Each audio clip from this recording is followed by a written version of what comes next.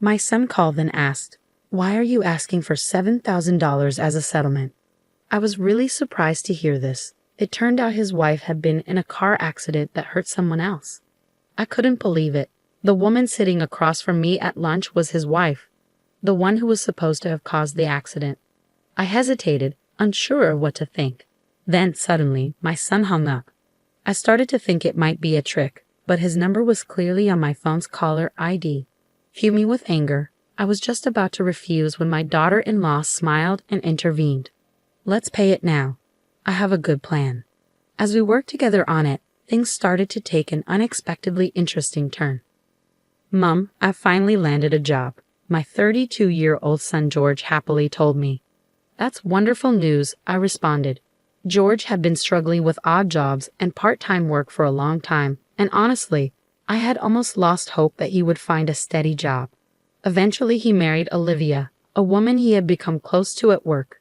Despite being 2 years younger than George, she was responsible and had a pleasant personality. We never had any problems between me and Olivia. Even though George and Olivia didn't live with me, Olivia and I would sometimes have lunch together. With a capable daughter-in-law and George having a good job, I can finally relax. But before George married Olivia, he had a bad habit. Even though he didn't have any money coming in, he would spend it recklessly and buy whatever he wanted. He even took money from my wallet a few times. "Why would you do that?" I scolded him firmly, trying to get an answer, but George just frowned and turned away, refusing to talk. Taking money from your parents' wallet and acting immature, even at his age, made me cry. Because of this experience, I was a bit worried about how George's marriage with Olivia would turn out. "Hey Olivia, how's George doing? Is he causing you any problems?" "Oh, not at all," she assured me. "I was worried he might take money from your wallet or make mistakes." Olivia flexed her arm, emphasizing her point. "It seems like my son's household is well taken care of by Olivia." "Oh, that's a relief. With you around, everything will be fine." I sighed, thankful that George had married such a capable wife. One day, while we were having our usual lunch together, my daughter-in-law and I were enjoying our meal. Suddenly, my phone buzzed in my pocket. I checked the screen. It was my son calling. "Hello?" "George, what's going on? Why the sudden call?" I asked, taken aback by the urgency in his voice. "Listen carefully, Mom. Olivia had an accident while driving. The other party got injured, and they're really upset. They're asking for $7,000 as a settlement," George explained quickly. I glanced over at Olivia, who looked just as bewildered as I felt. George, if you can gather the money, please let me know right away." "Bye," George said abruptly before hanging up, leaving me stunned. After the call, I sat there, trying to make sense of it all. Olivia was sitting right in front of me. How could she have had an accident? I wondered if George had misunderstood something, but the tension in the air was undeniable. "Mom, are you all right?" Olivia asked, her face showing concern about the call from George. "I'm not sure what's going on, but it sounds serious. George said you were in an accident," I explained, still trying to process everything. "What?" I exclaimed, feeling completely overwhelmed by the situation and a sudden demand for money. Olivia reassured me and listened intently, her own confusion mirroring mine. "I haven't been in any accident, and I have no idea what George is talking about," Olivia said, resting her chin on her hand as she thought. "Maybe we should consider that this is some kind of scam," she suggested cautiously. But it was George's voice for sure. Unless he suddenly got sick and sounds different, but he seemed fine this morning. If it wasn't him, then who could it be? I wondered aloud, puzzled. The phone number displayed on my mobile matched George's. Olivia and I exchanged baffled looks, both lost in thought. If you haven't been in an accident, then that demand for $7,000 must be a lie. But why would someone make up such a large sum?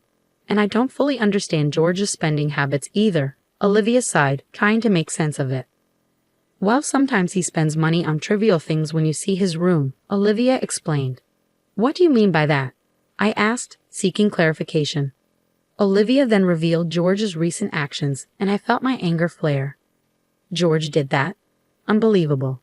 I won't tolerate it," I exclaimed, reaching for my phone to call George and give him a piece of my mind. But Olivia stopped me gently with a smile. "No need. Let's handle this strategically," Olivia said calmly. "Why?" "I have a plan," Olivia continued, her eyes sparkling with mischief. As she explained her revenge idea for George, I couldn't help but grin. That sounds intriguing. Let's teach him a lesson. Exactly, it's time he learns, Olivia declared firmly. And so Olivia and I teamed up, ready to leave George speechless. 3 hours later, I pretended to fall for the deception and called my son back. I've got the $7,000 ready. Let's meet in person for the exchange, I said over the phone. Wait a minute, came the cautious reply. Do we have to wire the money? No, that won't work these days. Banks scrutinize large wire transfers. It's safer to hand it over in person, I explained. Okay, where should we meet? My son asked. I specified a location and prepared a paper bag with the $7,000 inside. Sorry for the delay, my son said awkwardly as he arrived, accompanied by a stranger. Who's this? I asked, puzzled by the unfamiliar face. I'm James. I'm the one his wife hit with her car. The man claiming to be the accident victim introduced himself. James had a rugged face with old scars, suggesting he had a tough past. It was clear he wasn't just an ordinary person. George grinned with relief. Good, he brought the money. Now hand over that $7,000 to me, George demanded. Before we proceed, I have a question, I interjected, shifting my gaze between James and George. Sorry for any inconvenience caused. Could you provide us with details about the accident? Come on, does it really matter? George dismissed impatiently. It matters. We might be entitled to insurance compensation, and we need to understand what happened. I insisted, meeting James's annoyed gaze. I was caught up in the accident suddenly, so I can't recall the details, James replied. Yeah, I wasn't with Olivia at the time, so I'm unsure. Isn't that odd? George added, sounding uncertain. How could both of you be so sure she caused the accident in that state? I asked, placing my hand on my hip and tilting my head, pretending to be curious. Wait, is it possible that surveillance cameras or dash cams captured the incident? If so, could you show me the footage? Listen, lady, you've been asking a lot of questions. Are you implying I'm lying? James replied with a threatening undertone. Despite feeling intimidated, I stood my ground. I'm not assuming anything. I'm simply asking for evidence if you have any, I said firmly, maintaining eye contact with James. In the midst of our tense exchange, my son interrupted us. Mom, stop it. Enough. Just hand over that $7,000. George's face betrayed his fear and frustration. Yeah, exactly. There's no evidence. I didn't cause any accidents, George asserted confidently, only to be shocked by the sudden appearance of someone. Olivia, why are you here? I did mention it, but when you called me, Olivia was having lunch with me, George stammered. This doesn't make sense. I didn't hear anything about this. As my son nervously retreated, both Olivia and I closed in on him. Why lie and make your mom prepare $7,000? The game is over. Come clean. We confronted him, ready to present our evidence. Olivia and I had gone to their house together to uncover George's wrongdoing. While he was out, we searched his room and found damning evidence. Among them was a loan agreement indicating he'd borrowed $7,000 with steep penalties for late payment, but it wasn't from a reputable source. Turning to the man next to George, who claimed to be the accident victim, I asked sharply, Since you weren't involved in any accident, who are you? James chuckled. Caught me. I'm actually a debt collector who lent money to your son.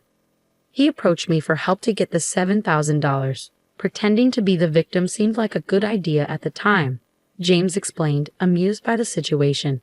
Meanwhile, my son looked apologetic and shrank back nervously. So now that we know why your son borrowed $7,000, I continued, seeking clarification. Yes, when I saw my son's room, I was at a loss for words. I showed a photo on my smartphone of George's cluttered room. It was packed with a staggering number of anime character dolls. I checked their prices online and was shocked. These figures can be really expensive. Among George's belongings were items worth over $700. We also found receipts showing how much he spent on these figures, which was clear evidence. As a parent, it's difficult for me to admit, but my son is careless with money. His wife manages his entire salary. How could he afford to buy such expensive things? If he had stolen from my wallet, I would have scolded him right away. We now understood why he got into debt, and my daughter-in-law and I were dumbfounded by the trivial reason. I knew about your hobby, but if it cost this much, I would have stopped you. Well, what else could I do? Figures are like works of art. If you don't buy them right then, you might never find such rare items again, Olivia said, glaring at her son with a mix of surprise and anger. George, on the verge of tears, tried desperately to justify himself. I understand that feeling. Please forgive me. With that $7,000, I can finally pay off my debts. But George, borrowing money from questionable sources and making reckless purchases can derail your life, I interjected firmly. Then, I tossed a paper bag to George. He caught it and looked inside, his eyes widening in shock. What's this? Just newspaper cut to look like bills. I'm not so forgiving as to hand over $7,000 when I know I'm being deceived, James chimed in, amused. Well, looks like things have taken a turn. So George, care to explain? James's smug voice made George pale and tremble as he held the bundle of fake money. Olivia was furious with my son. Using my name to deceive money from my own mother. I can't believe it. I'm divorcing you and thinking about cutting off our family ties, she declared. I added firmly, wait, both of you. Despite George's tearful pleas, Olivia and I shook off his grasp and left him behind. As we walked away, I could hear George sobbing while James burst into laughter. Later on, I advised George to sell all the anime figures in his room and use the money to repay his debt. He was clearly troubled but eventually followed my advice and managed to gather the $7,000 to pay back James. I decided to cut ties with my son, but before doing so, I gave him one final piece of advice. From now on, live an honest life. However, George's love for collecting led him back into debt, and soon he found himself pursued by loan sharks. Olivia, once his wife, divorced him long ago, but we still enjoy our lunches together. Reflecting on George's story, Olivia remarked, changing one's way of life isn't easy for people, and we shared a laugh. As I watched Olivia smile, I silently wished for her happiness. How did you find this story? Don't forget to subscribe to our channel. Until next time.